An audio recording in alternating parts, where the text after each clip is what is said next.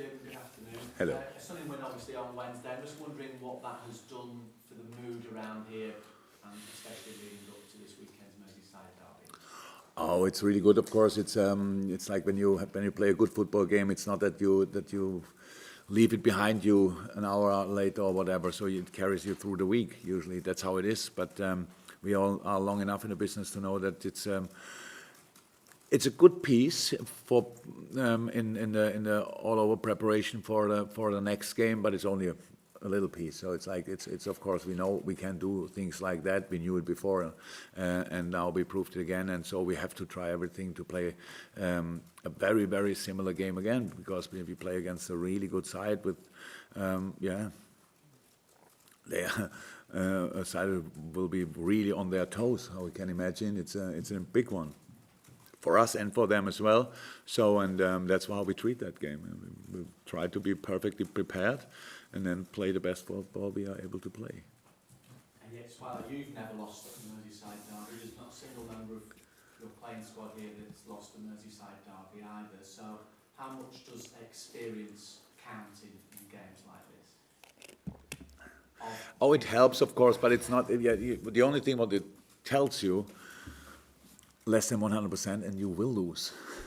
So because I think we always had pretty good games. Last year, I remember we had a lot of lineup issues, had to change a lot. I think it was the last one there when we drew. We were completely in charge of the game until the last couple of minutes, and these last couple of minutes, Everton was close to win it actually. And so that was. There are always different situations, but the experience tells you that you have really to be 100% spot on and try really everything, fight each little fight, be ready for all the challenges, all that stuff. But stay clear, stay fair, stay aggressive, yes, but in the most legal way, and all these things. That's a very important part of that game.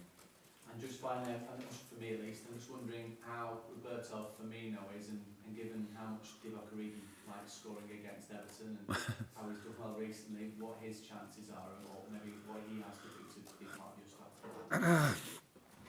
He was out there running yesterday, but we have to see how he reacts. So yeah, I will see him now in a few minutes. Then again, first time since yesterday. He is very positive, but that's Bobby's nature as well. So we have to see. I don't see any other player having. Well, okay, we have maybe 2 or 3 more of them, but will even be in contention for that game after the little problem he had. So it looks really good, but if he will be ready for tomorrow, I don't know in a second. Yeah, when we talk about hostile atmosphere, is it the kind of atmosphere that brings the best out of your players? Hopefully, it was. We football players like that, and how I experienced now, it was always, of course, the fans of Everton doesn't want us to win anything, and probably our fans, for them it's the same on the other side. So that's how it is. But in the game, it's only very emotional, very, very passionate, and all that stuff. And I hope it will be like that. That's how football should be. So there are other atmospheres in the Premier League where you think, wow, what are we playing for today? It's something special we don't know about. So that's where it's really against the opponent constantly, and where the people forget to support their own team. That's what I never really understand in football. But at Goodison, they really support their team, and so now let's go there and yes, and use the atmosphere, of course, because it will be loud, it will be wild, it will be everything, and we have to deliver that on the pitch as well. Well, we've spoken so much as well about the threat that your front three pose opposition teams. What about your full-backs in terms of their attacking prowess as well? Andy Robertson topping the charts for goals and chances created from defence, and Trent's delivery 3 assists on Wednesday night as well. Yeah, it's important. That's modern football. If you ask a young boy what was your favorite position, I don't think a lot of boys would say, I want to be a fullback. But football changed, so that's they became much more important. That's how I was a fullback myself for a decent part of my career, but it didn't look completely different to what the boys are doing. But at least I know that there are a lot of things to do. You have to be really strong defensively, but on the other hand side, because a lot of teams clear the wing for the fullbacks offensively, if you are then able to to be open-minded enough and have the football quality for that, to see some people in the same shirt in the box. That helps a lot. And in that game, it was exceptional. I don't think I ever was part of a game that somebody had a hat-trick in assists. I don't think so. So it was special. Did he get the match ball finally? Huh? Yes. Yeah. So he wanted it, so he got it. So that's how it is. So it was really cool. And so now let's try to do something like that again. We'll go to Juliet. When you talk about the experienced players that you have, you'll take it game by game in this run-in. Do you look to make changes, rotate, because of you've got this European game coming up next week? Oh, I don't think we make changes because it's not next week, it's a week after. Week after. So Yeah, no problem. I would be really surprised. I can Oh, no problem. Move it a week. All good, all good. So we don't make a change, of course, changes because of that game. It's a long time until then. No, we have to see. It's about the opponent. That's how we did it for this game. We made a couple of changes after the United game. It was really close. Sunday, Wednesday is pretty much the smallest break you can have between two games if it's not Christmas. So that's we try to use that. As long as the boys are really fit or more fit than actually have to start, then we try to introduce fresh legs. We will see if we do that for tomorrow, for Sunday again. It's not, what is it, written in stone? So how do you say that? Yeah. So we have to see. I'm only thinking, I'm only thinking this in my crazy world that I live in, but in a running that you're having, in the position you're on the table, you look at, for example, Jordan Henderson on the bench. Is it on Wednesday? Obviously, he played against Manchester United, but is it like everybody wants to be involved? How do they react to that now when you say to them, okay, I'm going to start you on the bench this time and play other people? They accept it. I don't think they are happy. In this case now, it's about how I know that Hendo played a lot of games this season, and then it was for a while was a little injury here, then problems there. They all had. Millie had sometimes, and all the stuff. Chini had. They all had. Nabi had their problems. But the most important thing is to how will it fit for the next opponent in the different area. That's the first thing I think about, and then if more things than one could fit, then you start thinking who maybe needs rest or whatever, who is a little bit better in this or this.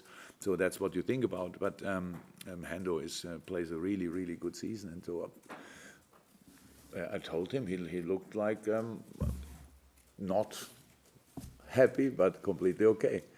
So because it was, I think in this situation it was especially important because I don't tell players always before the game that they will not play. They realize it.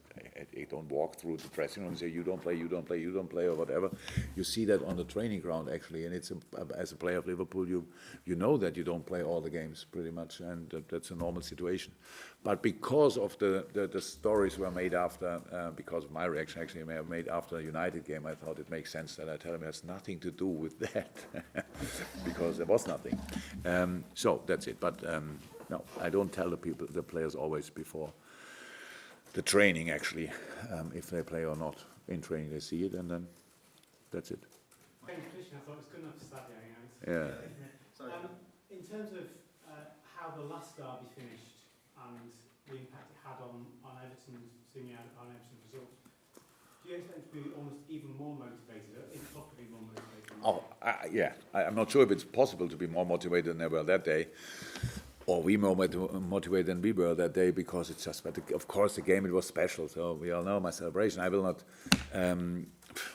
do it again. That's how it is, and not that it happened today. It was very surprising. The ball was out. Verge already was halfway out. The Verge turned already after his wonderful volley, and then pretty much Div stayed awake and could score that goal. That was a very, very special moment, but it's not the time now, 2 days before the game, to really put the finger in the open wound and say, we want to have something like that again. That's all stories or stuff like that. We know that it will be really tough. It was that day really tough. It was that day really tough. It will be really tough tomorrow. I think Everton often changed a little bit the tactics, the approach against us, because it's so important. So we will have analyzed in a few minutes, and I will see. And it's really difficult. Is that against us as well, or is it against us completely different? So we really prepare the football part of the game, and it will be very emotional as well, and hopefully with a good end for us.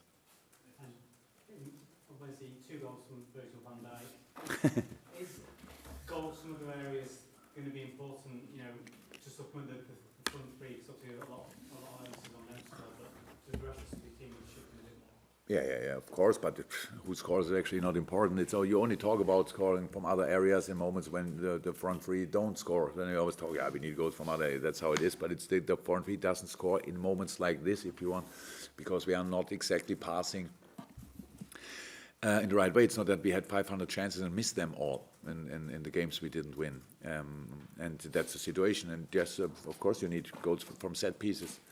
Very, very important. And I loved the first one because it was a really good cross. So I wouldn't say it was an easy goal for Wirtz, but it was not the most difficult he scored in his life because the cross was already worth a goal. Of course, you need to be ready for in all departments. And set pieces helped us, especially in the beginning of the season, quite a lot. That disappeared a little bit then in a specific part, but of the season. But now, hopefully, we can get it back. And because I love goals, scoring from set pieces. It's just you have a lot of set pieces in the game, and so we need to be really good in that.